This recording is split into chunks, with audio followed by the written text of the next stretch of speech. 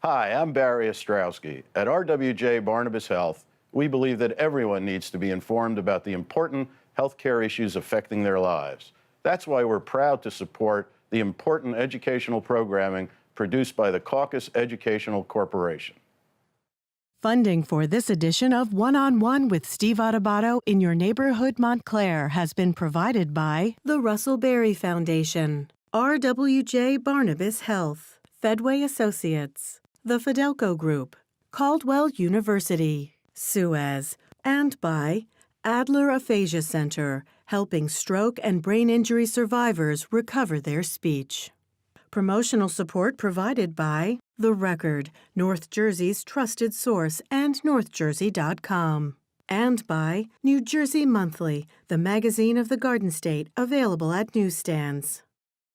This is One-on-One. I'm an equal American just like you are. The jobs of tomorrow are not the jobs of yesterday. Look at this. You got this? Here it is, man. Look at that. Life without dance is boring. I don't care how good you are or how good you think you are, there is always something to learn. Do you enjoy talking politics? No.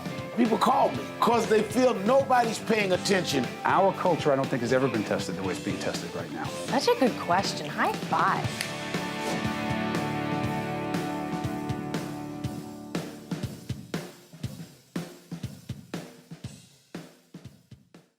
Hi, I'm Steve Adubato. In this edition of NJTV's In Your Neighborhood series, we look at the town of Montclair, New Jersey. We start with a partnership between two organizations, the Montclair Public Library, that I know very well, and Toni's Kitchen, that are helping to feed children as well as encourage reading and learning during the summer months. You also hear from my colleague Joanna Gagis, who talked with the owner of Montclair Bread Company, a local bakery that is satisfying the town's sweet tooth and giving back to charity. And we'll also talk to the folks at Lifelong Montclair, an organization that is dedicated to helping seniors age and thrive in this terrific New Jersey town. We hope that you enjoy this very special edition of One-on-One in your neighborhood, Montclair. We're pleased to be joined by Anne Mernin, who's the director of a great organization called Toni's Kitchen, and Peter Coyl, who's the director of the Montclair Public Library, where our kids have been going for a long time and learning. I want to thank you very much. This is an interesting discussion that talks about a collaboration that the two of you have to help deal with issues of food insecurity and other related issues connected to the Partners for Health, which is a foundation based in the Montclair area. Right. What's the collaboration? Well, the library is a natural gathering place for kids. The Montclair kids are well enrolled in the library and use it quite heavily. And we know there are a lot of low-income kids that use the library during the summer when they're not getting school breakfast or school lunch. So it's a really nice partnership to be able to provide food while the kids are also exploring the books and doing some cool projects. So how does it work? So the children are in the library, and these are children that have been selected already? No, it's open to any child in the library. Any child in the library during the summer months? During the summer, yep. So we've been doing it for 2.5 weeks. And what's the it? We provide a free lunch from 12 to 2 that Toni's Kitchen gives us every day. And by the way, we've been to Toni's Kitchen. Describe it for folks who don't know it and why it's so great. Sure. Well, it's great because of the community we're in and how well they support us and allow us to do the work we do. We serve healthy food on site 4 days a week, and we're there 7 days a week. We do a lot of our food work in the community now. Isn't it interesting how some people think, Peter and Anne, that hunger doesn't exist in the summer? I think a lot of people think it doesn't exist at all. I think people would be surprised. But during the summer, it's especially a hard thing, you know. Anne talked about the number of students. It's 14.5% of the Montclair Public School students are eligible. 963 students. Yeah. You know, it's so interesting because Montclair is seen by some, I mean, those of us who live there and know it pretty well, as an affluent community. It's seen as an affluent, extremely comfortable community. Lots of folks from New York coming in with a few bucks and living in our community. It is more than that. Sure. And I think that's part of the beauty of Montclair. I think that we have the socioeconomic diversity, which is rather rare, to have both the need and the ability to meet the need in the same community. So we have that, and I think it raises the bar for us to be more creative about the solutions we design and to get at hunger more effectively. To what degree do you believe there's still a stigma connected to quote-unquote food insecurity? To the degree that people either look at it from the outside a certain way, but also those who are suffering and dealing with food insecurity feel the stigma themselves? I would say that I think there's still a good amount of stigma surrounding it. I think people are naturally, not in a bad way, but prideful. And any time they have to ask for help, I think it takes a lot of courage to do that. And when they're perhaps seen as looked down upon, it hurts their self-esteem. And so I think that stigma really comes from unkindness in the community. Unkindness? Mm-hmm. Yeah. You know, children who are maybe made fun of because, you know, they don't have as much or they're eating different kinds of food. I think stigma starts early with that. So as I'm thinking about this, connecting it to the stigma, going to a place, going to Toni's kitchen or another place, to happen to, during certain holidays, the Salvation Army is, you know, Right. it's a great organization right around the corner. Right. Good Right. partner. Yeah, they're just great people. and we often talk to our kids about who's there and why they're there, and there but for the grace of God, right? Sure. So the question is, for people, I mean, and I also often think it takes courage to be there on Thanksgiving, not for those of us who volunteer, but frankly for the people who come Sure, there. it does. Yeah. Really But there's a need. Definitely. Is it easier, and doesn't it make more sense, I think I'm answering my own question, for children to receive this healthy lunch while they are at the library learning Sure. versus having to go to a Yes. place? Right. Well, one of the reasons that we have really focused recently on what we call outreach meals, which are meals and other types of food out into the community, is because it's less stigmatized. And you're also making stronger connections between families and these resources that are really valuable and stabilizing for their family. So for kids to go to the library and spend their time there during the summer is a great thing. With food there, it just helps cement that relationship. And it's destigmatized because it's not about food, it's about going to the library. And by the way, one more quick question on this. Summer slide. Sure. What is it? So summer slide is the technical term for the what happens when a student leaves school and then come back in the fall. They've forgotten or don't retain a lot of the stuff that they learned in the last couple months. So teachers often spend a good portion of the first couple weeks or month reteaching stuff from the previous year. And so students over the summer, if they participate in programs like summer reading, can prevent that from happening. Reading as little as 4 books in the summer can prevent that. So when they go back to school in the fall, they don't have to relearn the things that they were taught. And it's more pronounced in children from lower socioeconomic households. They tend to forget more because they don't have as many resources and The summer slide is even worse. It's even worse. Let yeah. me ask you, having this healthy lunch for children who are learning at the library, it helps them learn. Oh, sure. Yeah.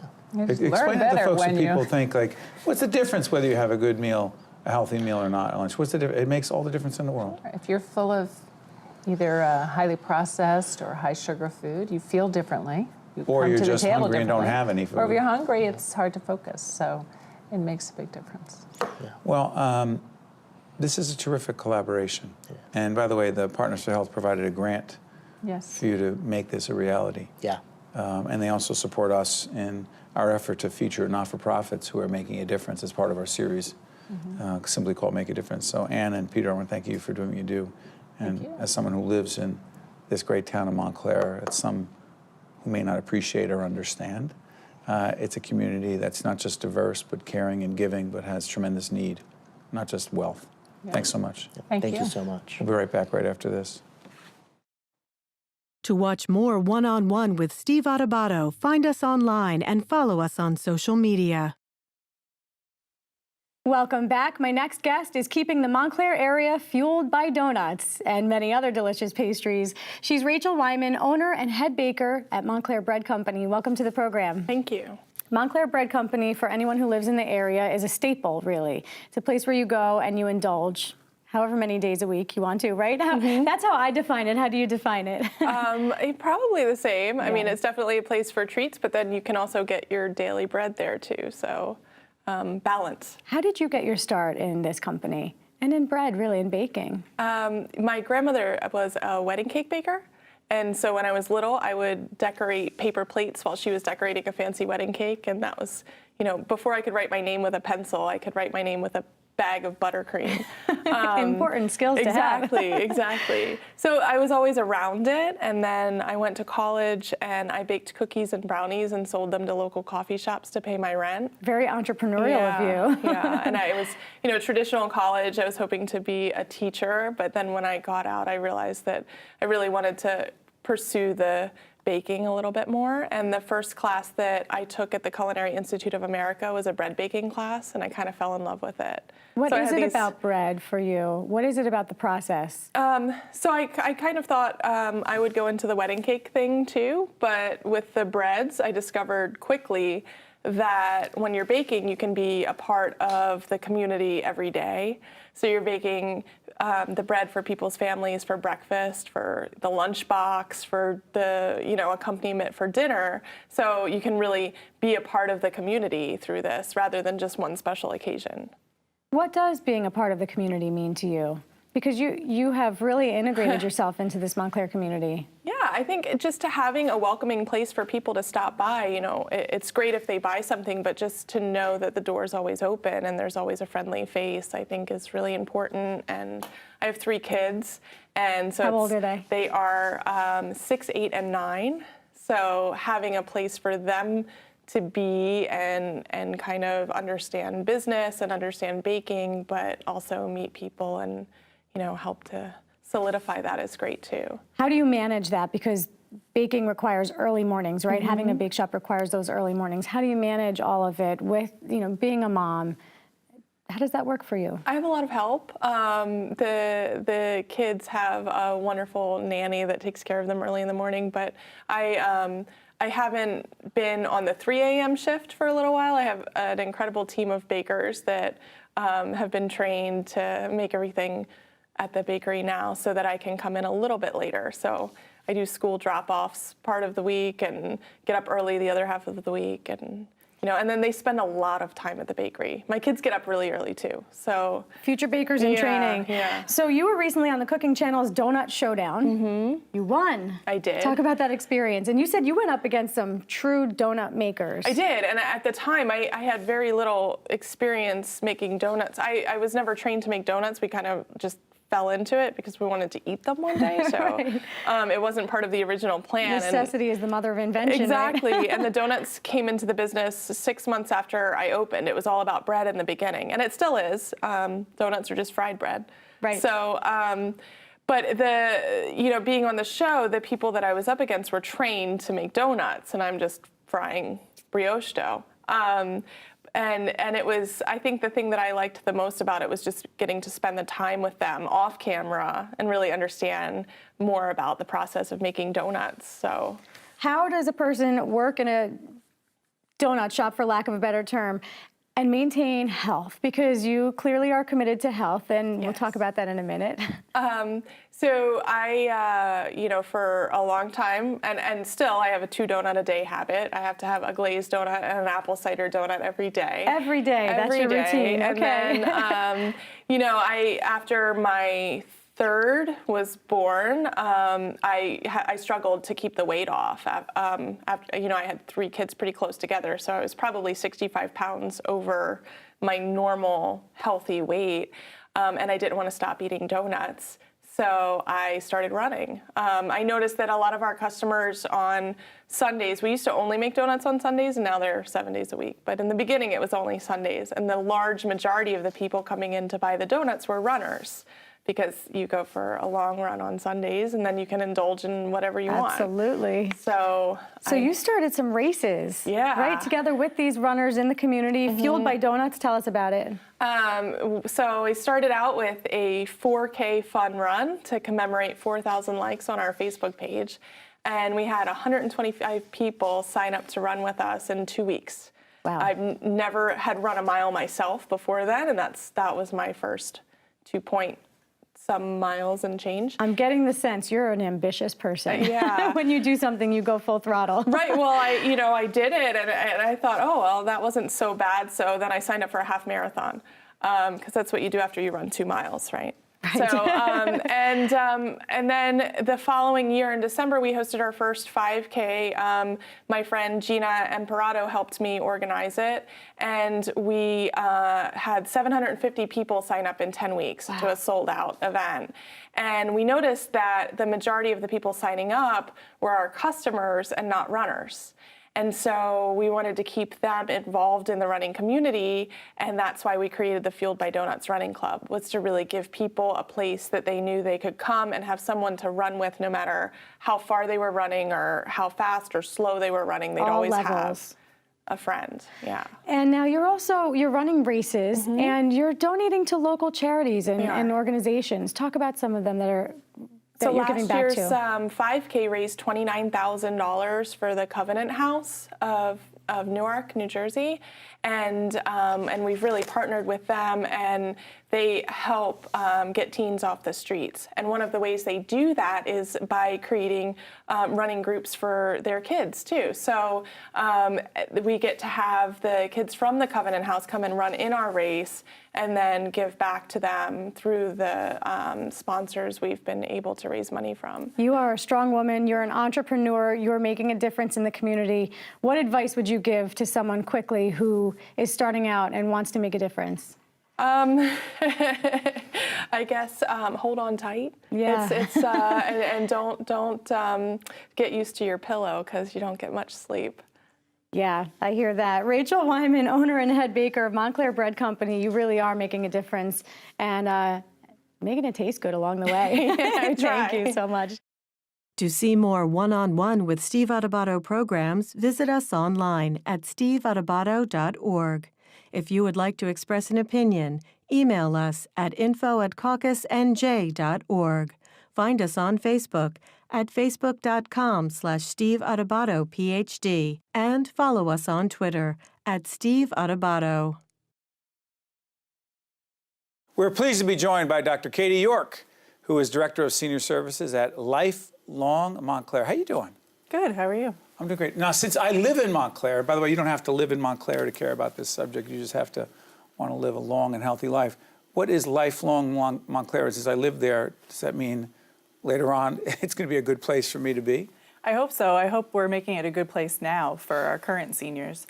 Lifelong Montclair is an aging in place initiative that started out with funding from the Partners for Health Foundation, and now it's a formal township initiative. So it's part of the Division of Senior Services in the Township of Montclair. Okay, that whole expression, aging in place, you've got to, I'll use an academic term, operationalize that concept, Sure. Would you please? Yeah, so aging in place is, like you said, you allude to a nebulous term. Place can be defined so many ways. It could be within the home you live, the community you live. We are focusing on aging within our community rather than a home that might not be appropriate for you to age in. But it's really about making sure people can remain safe, happy, and healthy in their community. Example. Like example of an activity. An activity would be improving people's awareness of support systems that exist in the town. So we've put together a directory of senior services. We're launching a website so that it can be online, so people can access it either directly, or the people who give them trusted information can get them the information they need, so that they know what's available, what services are out there to help them be able to meet that goal of aging in place. And aging in place also, Doctor, talks about nutrition and health, correct? Sure, yeah, certainly health is an important part of it. So making sure people know about prevention and the services that are available. We're fortunate in Montclair to have 2 hospitals that serve the region and a variety of other healthcare providers. So making sure people are connected with those services is always important. Let me ask you, there are all kinds of, excuse me, there are lectures and a whole range of other initiatives. Let's put up the website if we could so people can get more information throughout this segment. If we could do that, it'd be great. Let me ask you something. Overall, and your doctorate is in the field of? Gerontology. Which is? The study of aging. Therefore, the question needs to be asked, as a society, to what degree do you think we actually proactively, seriously, consistently think about how we age, how others age, and how what the best practices should be around aging, as opposed to, let me not think about that. Yeah. Loaded question, I know. I think we're reactive at best and often avoid the topic. Aging is a dirty word for a lot of people. Yes. And I think that it shouldn't be. I think we should embrace aging. We are all doing it. As you and I sit here, we are currently aging. So I think it's something that we need to meet head on and be far more proactive about it than we as a society have been. So hold on, you're saying that aging does not have to be this thing that freaks us out, and I'll say us, include myself in this, and because you're younger, someone says, well, it's easier for you to say. Right. You say? I think, sure, I am younger, but I've been working in this field for, at this point, nearly half my life, and there are a lot of valuable features to aging. I think we focus a lot on the negatives. Someone says, you know the expression, I'm not going to use it, it's crass, aging's terrible, but it's not what they say. They say aging whatever. Yeah. You don't buy it. No, I don't think so. I mean, I think we have, I just think of our population in Montclair, the seniors in Montclair. Right. These are people who volunteer, commit their time, are knowledgeable in the fields in which they continue to work. They continue to work for pay, they do it for free. And they're really an engaged population that knows what they're talking about. I think we need to work more with using the expertise that we have with our seniors in our communities. And AARP, American Association of Retired Persons, is engaged in this process. Talk about it. Yeah, so Montclair. And the World Health Organizations, right? Right, yeah. Montclair is the second community in New Jersey to receive the age-friendly designation from the World Health Organization and AARP. We followed Princeton, and... What do you mean we followed Princeton? Never mind, I'm not going to go there. I'm a Rutgers guy, always following Princeton. Go ahead. Yeah, we pretty much jumped on it as soon as we heard about it, because it was a lot of the things that we were already doing. And it's a wonderful opportunity for us to formally recognize the value that our seniors bring to the community, that age diversity is a vital part of diversity within Montclair. Right. And it's a chance for us to network with other communities who've maybe tried different things and have lessons learned. So it's a really great honor for us and a really great opportunity for us. So what are some of the benefits? Break that down. Well, one of the major benefits is it provides a guiding framework for us. We use the 8 domains of livability, which is through the World Health Organization. The 8 domains of livability. Livability is the concept of making a community more livable, better for all. And a lot of age-friendly efforts really do impact everybody. So these 8 domains cover the breadth of anything you can think about. Transportation, culture, social activities. Yeah, housing, respect and inclusion, making sure seniors are involved in the things we do. We try to make sure that anything I do, I'm always talking to our community seniors to make sure that it's something that they want. Oftentimes they're ideas that come directly from our seniors. And by the way, Partners for Health, how are they tied into all this? They have been a wonderful funder. They started By the way, they are of Montclair. our initiatives as well, so go ahead, I'm sorry. Yeah, they started Lifelong Montclair, and they continue to support it. They support one of our most exciting initiatives, which is the Montclair Institute for Lifelong Learning. There's actually an Institute for Lifelong Learning? Yeah, it's not a set location. It's throughout town. We want the classes to be accessible for all our seniors and area seniors. They're 6-week-long classes, high level. We have, for instance, a foreign affairs class that's taught by a former IYN employee. So we really want a chance for our local seniors to engage in both the content area and with each other over the course of 6 weeks. And it's wonderful because it's a collaboration among our organizations in our community, the library and its adult school, the art museum, the historical society, So MSU. the art museum is involved, the historical Yeah. site. By the way, when you say area, it's not just Montclair. I want to be clear No. that I know that Partners for Health covers a broad range of communities surrounding Yeah. Montclair. You love what you do. I do. Because? It's been my life's work. I've been doing it for a while, as I said, and it's exciting. Every day is different, and it's really rewarding to be able to work with seniors. And they're doing a lot of the work. Our community partners are doing a lot of the work, and we're making a difference, I think. You learn a lot every day, and they learn from you. Yep.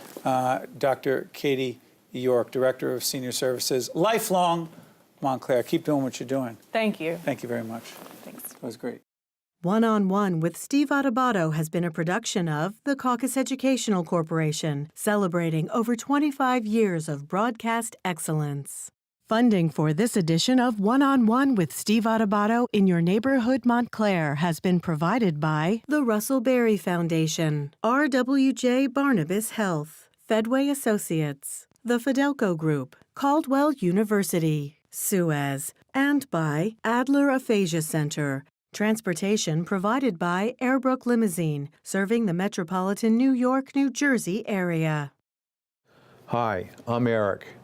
You might see me as an ordinary person, but I've been living with a brain injury for nearly 2 years. One of my struggles is short-term memory loss. At Opportunity Project, I'm given hope and support, and I've gained my confidence back through the job placement program. Despite my challenges, I have a reason to keep improving. Today, even though life has changed me, I believe that anything is possible. If you have a brain injury, you don't have to face your road to recovery alone.